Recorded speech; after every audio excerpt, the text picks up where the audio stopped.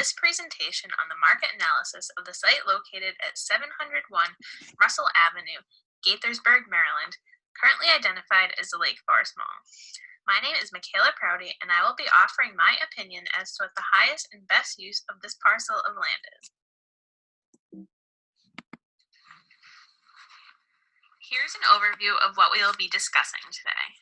First, we will consider the existing site conditions, identifying the strengths and weaknesses of this parcel. To do this, we will discuss the topography, visibility, location, and demographics of this site and its primary market. Next, we will look at data in order to identify whether or not each of the following markets is currently strong or weak. We will discuss how we can determine whether or not each market will see success and the strategies used to identify a desirable market. Lastly, we will consider the site for mixed use and determine the impact and outcome this use will have. We will then discuss the conclusions reached as to what the highest and best use of this property will be. In order to determine how to best use an available site, we must consider the local demographics as well as site conditions. According to the city website, the primary market of Gaithersburg has a current population of about 70,000 residents. There are currently 4,000 businesses in the city with a daily commuter population of 36,400 people. Combined, this population swells to 105,110 people. The median household income in the primary market is $85,773, which is above the U.S. average of $59,039. The median age of the local population is 35 years old, with 30% of city residents possessing at least a bachelor's degree and 26% having an advanced degree. The majority of residents in Gaithersburg are aged 25 to 34, indicating that the population is likely to increase over the next few years as these residents continue to expand their families. 46% of the population is aged 25 to 54, indicating that the market is predominantly made up of millennials and baby boomers. The population is evenly split between male and female residents, with the population being 48.6% men and 51.5% women. 701 Russell Avenue is located about 1 mile from I-270, which is a major interstate connecting Washington, Maryland, and the Northeast. Including both commuters and local residents, I-270 sees more than 100,000 vehicles per day. The high traffic counts of Russell Ave, Frederick Road, and 270 add to the desirability of this parcel for prime development. According to the zoning map seen to the right, the current zoning for this parcel is General Commercial, or C2, identified by the salmon color on the map. This site has the potential to have the zoning changed in order to fit the needs of the developer. The terrain in this part of Maryland is gently rolling, though there are mountains to the north creating a natural barrier for people traveling from afar. The site itself is flat, situated atop a small hill. The low topography is desirable as this will keep engineering and excavation costs low during construction. Lakeforest Mall is currently located in a park-like setting surrounded by numerous hotels and office buildings. While this is a picturesque locale, there is low visibility from the street due to the location of retention ponds required for stormwater management. This low visibility is a drawback for retailers who desire to be visible from the busy roadways.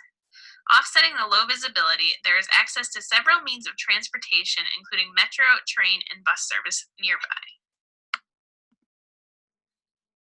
In order to determine whether or not the site is desirable for office use, we must consider several factors.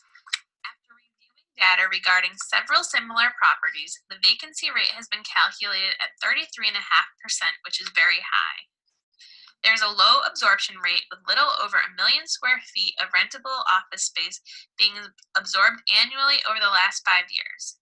Despite this, there are still several projects in the pipeline totaling over 5 million square feet, with only 53.5% of space pre-leased.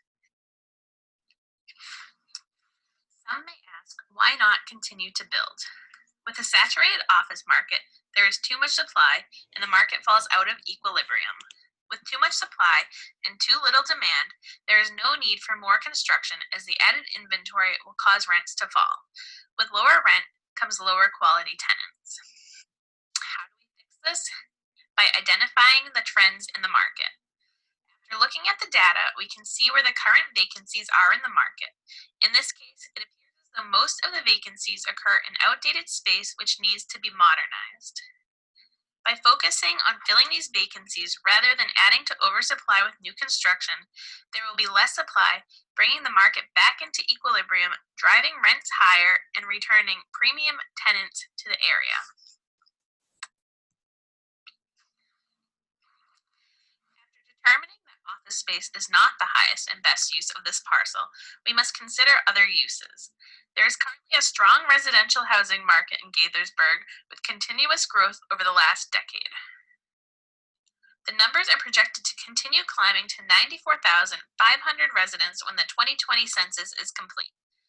The majority of the residential market is made up of residents living in single-family homes, both attached and detached. Along with a higher than average annual income for the residents of Gaithersburg, the cost of a single-family home in town is greater than that of the average cost of a single-family home in the United States. The higher cost of living correlates to the higher income, as you can see in the graph to the right.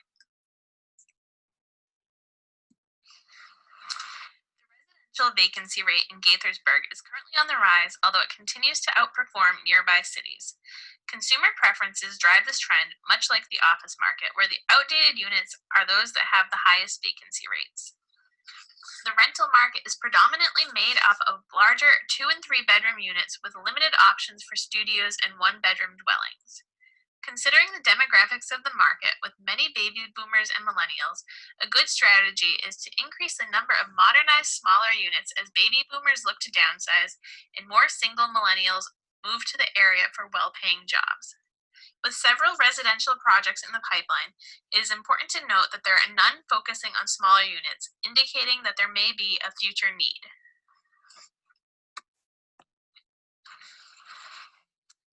Despite several competitors in all submarkets, the retail market in Gaithersburg remains strong with a 70% capture rate. The local population swells from 68,000 to 105,000 daily with the addition of the commuters who are employed in the area. There is also potential in this market for weary travelers to stop on their way from the Northeast to DC. On account of the high income, local residents have higher spending power and disposable income, leading to a better retail market. Most spending occurs in the grocery segment, with about 10% of total income being spent here. Despite the high amount of retail square footage, there is a very low vacancy rate. As we have seen in the office and residential markets, the data proves that the vacancies represent older buildings in need of updating. After establishing that the retail market for Gaithersburg is strong, it is important to note the market segments which would see the best success with expansion. Grocery, restaurant, and apparel and services are the strongest, with entertainment, photography, and appliances being the weakest. By identifying these trends, potential tenants can be identified in order to best fill available space. Spreadsheet identifies the ideal amount of square footage which the market can support for specific segments. With this data, it is determined that neighborhood goods and services can support close to 500,000 square feet of space. Food and beverage can support a similar amount, and general merchandise, apparel and accessories, furniture, and other sales can support over 1,000,000 square feet of demand. This information helps to ensure that the market does not become oversupplied, remaining in equilibrium. Trends correlate with analysis in the previous slide, identifying the strongest submarkets. In the next two slides, we have the retail demand broken down into graphs to allow for a visual representation of how much of the market each segment represents.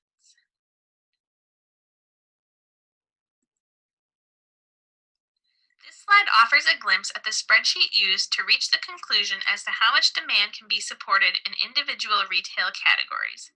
These numbers are helpful for planning purposes to identify the best use of vacant space. With several projects in the pipeline, having accurate data can help to calculate the need for space.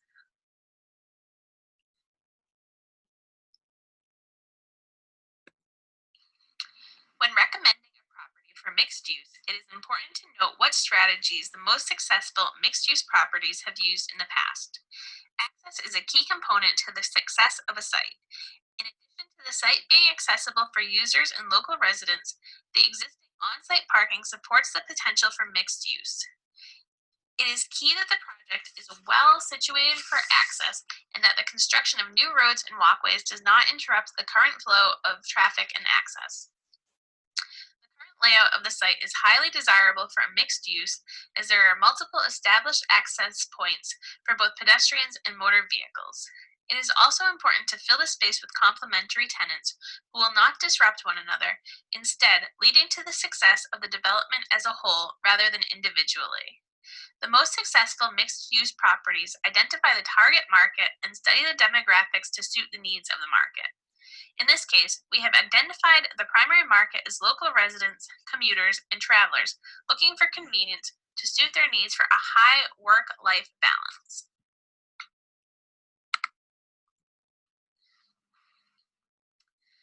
With the residential focus being on baby boomers and millennials, it is important to consider what these potential residents desire in their communities. As we have seen with previous data, we know that the market demands new or updated construction. Baby boomers are currently looking to downsize, while millennials are looking to maximize space, often for the least price possible. Trends such as compact living are beginning to take hold in major urban markets, and this is a concept to consider to fill the niche where there are smaller units lacking in the Gaithersburg market. On-site amenities are also key with this demographic, with millennials looking for readily available facilities such as gyms and restaurants, and the aging clientele likely being drawn to the proposed on-site medical care. The goal of this project is to determine the highest and best use of the current site of the Lakeforest Mall. Based on the market analysis, the optimal use would be redevelopment of the property for mixed use.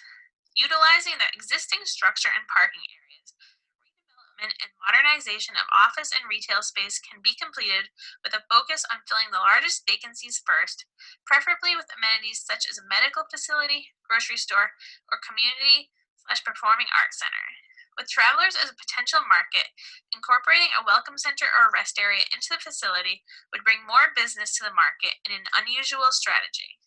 New construction residential units are recommended to fill the need for modern space and smaller units in the market, with outdoor commons connecting the residences to retail areas to facilitate a neighborhood environment.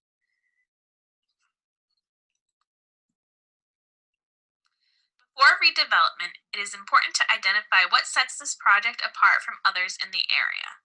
With a focus on an upscale lifestyle and improved work-life balance for residents, this project would draw users from other markets to seek an experience which cannot be replicated easily.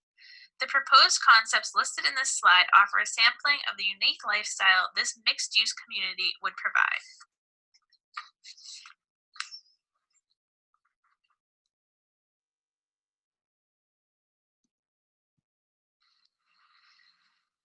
In order to fill office space at this property, it would be important to modernize office spaces with the goal of targeting companies who are hoping to draw from the local talent pool made up of young millennials.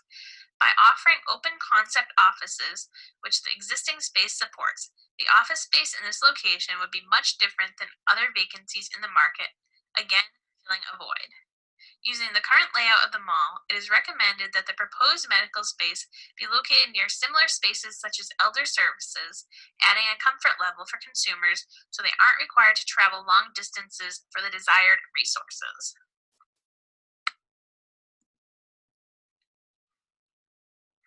With several other residential projects in the pipeline for the area, it is important to focus on a segment which is underserved.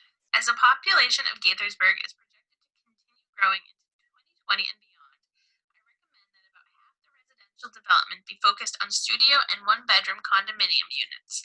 While single-family homes continue to drive the market, there are currently several options under construction to serve that segment, and it is likely that with the boom and bust cycle of the market, this segment will face saturation soon. The aging population looking to downsize and recent college graduates who are drawn to the area for its jobs and convenience will be willing and able to fill the smaller space provided by this new construction.